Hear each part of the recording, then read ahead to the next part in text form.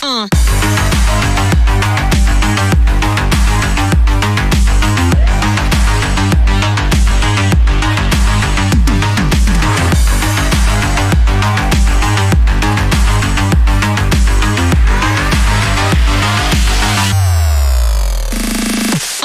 guys, this is Danny with PwnCNC, and we're here to talk about our ATC motor, our V9 dust boot, and we're going to do an actual carving tonight. All right, so let's talk about the anatomy of our ATC system, right? We've got the actual spindle motor itself.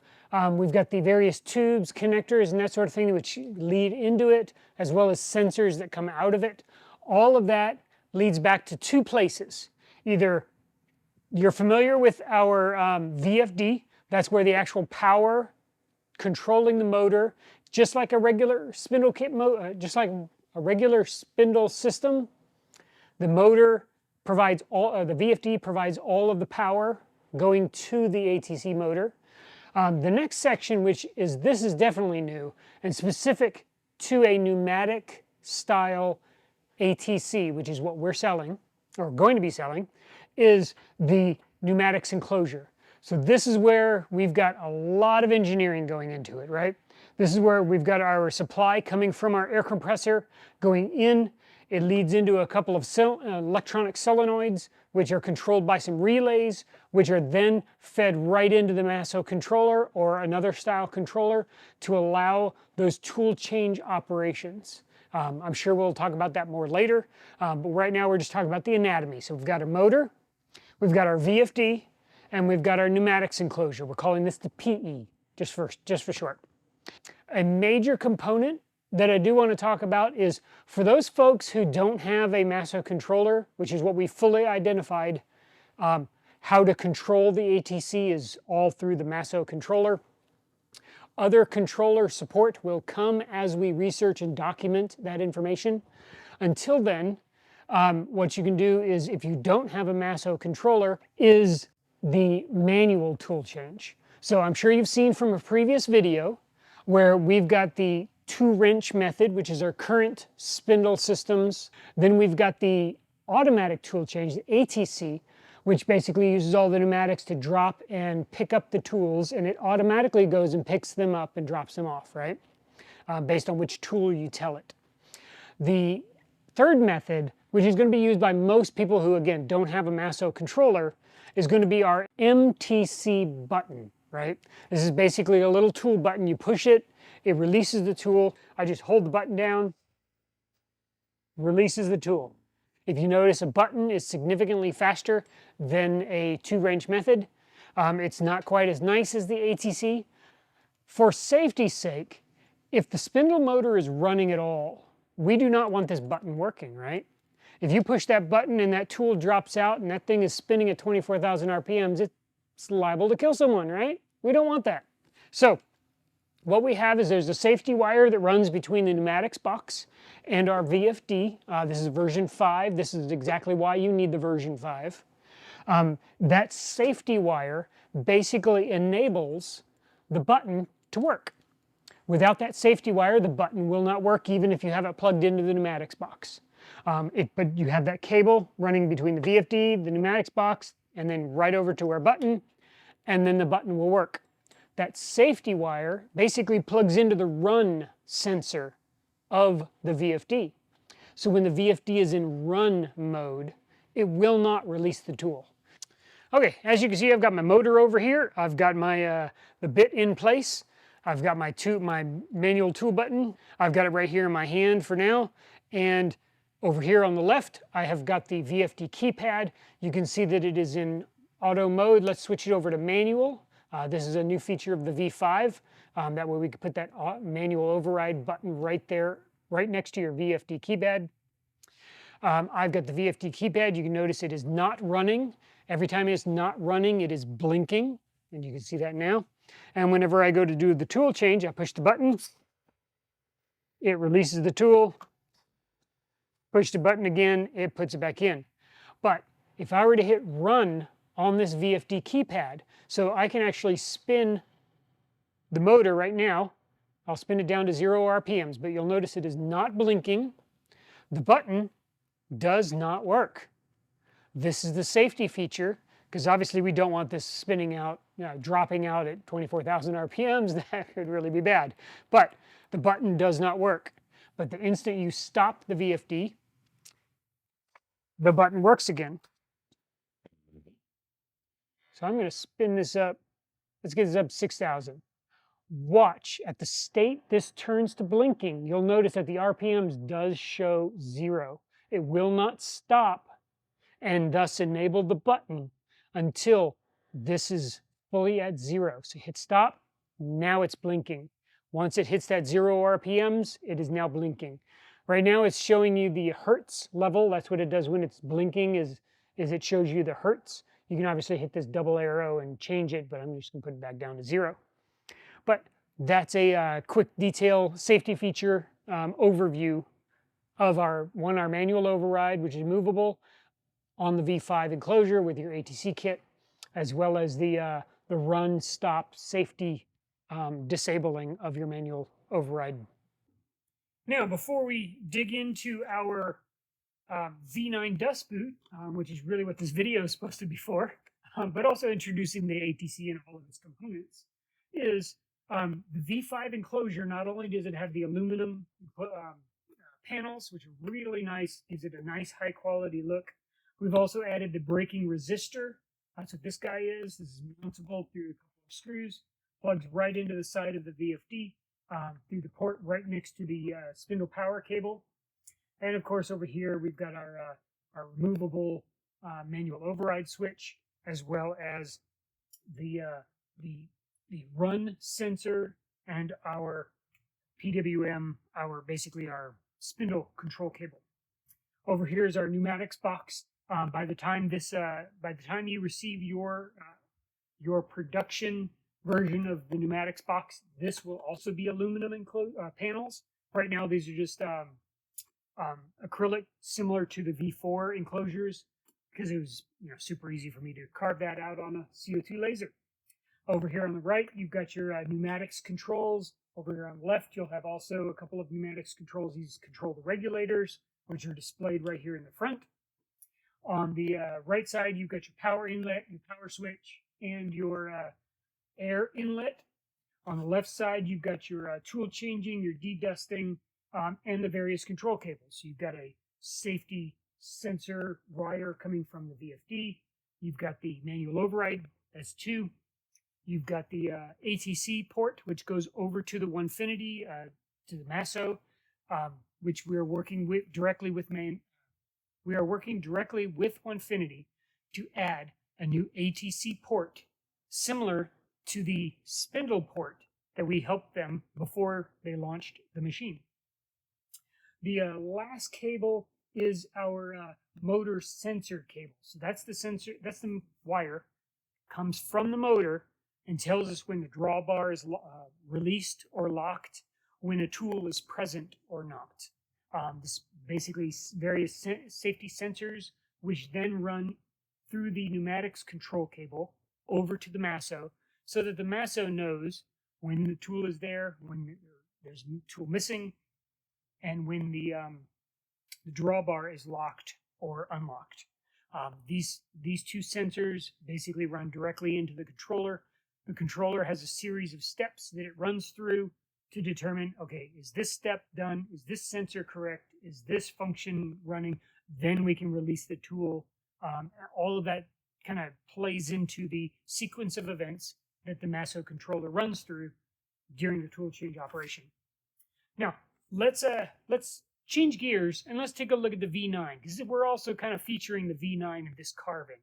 As you can see here, we've got our V9 dust boot. It is mounted a little high because of where the previous video, we talked about how the tools are positioned in a certain way so that the ATC motor can swing across them, drop down and grab them, but they're low enough so that we can use this is a 1.5 inch brush on my V9, so I can run right over top of those tools, let the spindle drop right in between the V9. You'll see that during the carving here in a little bit.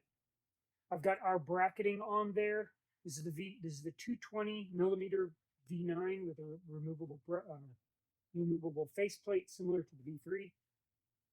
It's got the 4-inch dust hose in the back. Let me show you a little bit about that. Switch it over here. So over here on the left, we got the front of the boot. All that is at the front of the machine, giving you full access to everything. On the rear of the machine, you'll see I've got a 4-inch dust hose with our ultimate hose clamp mounted there at the top of this stiffy rail. And of course the 4-inch is going right down into the dust boot, which then kind of gives it that 90-degree turn, brings it as much capacity. It's about 1 inch thick, so it gives it almost the full capacity right here at the bit, giving it suction and everything. As you can see on the table, I have done no cleanup. This is live, so you can see there's basically no dust. There's a couple places, looks like I didn't clean this up. I attempted to carve this calendar using a plywood, and the plywood was basically looking really bad. It was just falling apart. I wasn't cutting deep enough or whatnot, so I decided to switch to MDF, and this makes it look a lot nicer. But the bunch of this dust that remains is all from that horrible attempt at V-carving plywood. Okay, without further ado, now that I've talked about everything, let's go ahead and let's actually start a carve, shall we? Let's see how we get this Aztec Vader calendar all built up and or started carving. We can talk about how I designed it in CarveCo later. We're going to use a couple of Jenny bits. That's the 1/8 inch and the 1/4 inch, and their 30-degree V-bit. All three of those bits are from Cody, so be sure to go check out his website. We'll post the link down here, so you can go check him out. And yeah, let's start some cameras and let's get this carving started.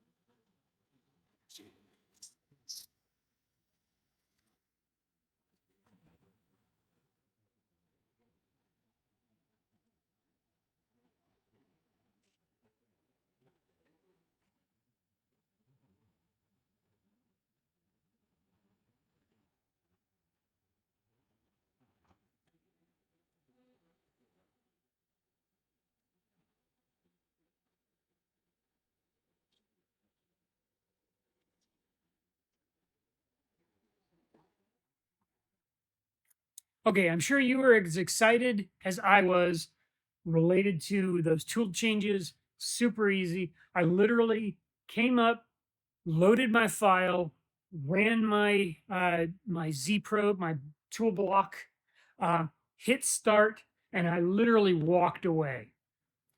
Dust free. I mean, I did not do any cleanup. I didn't do anything. It's still sitting here from this morning. I mean, it ran 2.5 hours, and I stopped it and I went back to work. Lastly, if you are interested in the V9 dust boot, we have them in not only the dust boot, you do need the bracketing. And I do suggest the ultimate hose clamp, which is why if you've got a Onefinity, we do have the V9 bundle. It includes that ultimate hose clamp with a 4-inch attachment, V9 dust boot, as well as the bracketing. The only thing not included in there is that I've used in this carving is I've switched from the 1-inch brushes, which is default with the V9. I switched it to the 1.5-inch because I'm still sorting out the details of lowering these tool holders down to an acceptable level so that I can use Z-independent dust boots properly, right? So there's the V9. You've got the link there. Let's see, our new ATC system. So we are extremely happy, and we've finally gotten to a point with our production, with our manufacturing, with our suppliers, getting the numbers down, and all of that, where we can actually, we have a price for you. And I will link to a document which will have all that information and the pre-order, along with some question and answers. So if you have any additional questions, I'll happily add to that document. This will be similar to the Onefinity upgrade document that they released recently, where it had a bunch of questions and answers. So you can read the entire document, get tons of information about our ATC system and how existing customers, our existing spindle kit customers, can upgrade to the ATC system. You say, oh yeah. So the ATC system, here's the URL below. Be sure to go check out that document and the pricing. It's all going to be right there on the website. Okay, so this is important. If you are interested in any of these products, any of our other products, we work very hard. I am no longer alone. You guys, it's exciting. I have an entire team, and this team is very dedicated. We've got Jeff working on editing our videos. We've got Chris and Clinton and me helping out with the ticketing, with the support ticketing, answering customer questions, answering phone calls. Yes, we actually do have a phone number that you can call. It's listed on our website. Just check out the policies link at the very bottom of the website. While you're there, if you're interested in new product releases, basically anything we might blast out, we're not isolated to Facebook anymore. We are a full-fledged company. We've got an entire team, as I said, behind me, with me, right there beside me, helping you. And we announce it. Any new products, any new changes, anything you guys should know, we announce it in our newsletter. So be sure to sign up for our newsletter. It's at the bottom of our homepage. So go to PwnCNC.com, slide all the way down to the very bottom. You'll find the form where you can enter in your email address and hit subscribe. We don't send anything out unless we seriously think you should know about it. New products, that sort of thing. Certainly whenever the pre-order for the ATC, we'll be sending out a newsletter blast for that. Let's see, the policies link is down there. So if you wanted to know anything about how we run our business, any details, if you wanted to return your product, the return windows, the details there, it's all there. Our phone number, our contact information, our hours of operation, it's all there. We're here to help, man. Seriously, we're here to help you guys. If you really like what we're producing here, so we're starting to step up our videos. We're trying to come out with something like at least once a week regarding our products, something that would be useful to you guys. We really want to contribute back to the community. That's why we have a growing KB articles and all of that. We're here for you. Let us know. If you have any questions or comments, leave them down below. Be sure to like, subscribe, and turn on those notification bells for that for the YouTube channel. Commenting, we read, almost the entire team reads every single comment, every single support ticket. We try to get everybody to look at them, understand what you guys' needs are. Obviously, Clinton, Jeff, and I and Chris are all there in the support tickets answering them. So yeah, there's actually 4 people on our support team. How cool is that? And we're actually planning to hire more people next year. So yeah, you guys are making this a very, from the bottom of my heart, this is I'm very thankful. You guys have your support, your help. It means a lot. to me and the entire team. And remember, don't just own your CNC, dominate it. Oh, you're kidding me. Ah, come on. Yeah. It's the end of the day. I need coffee.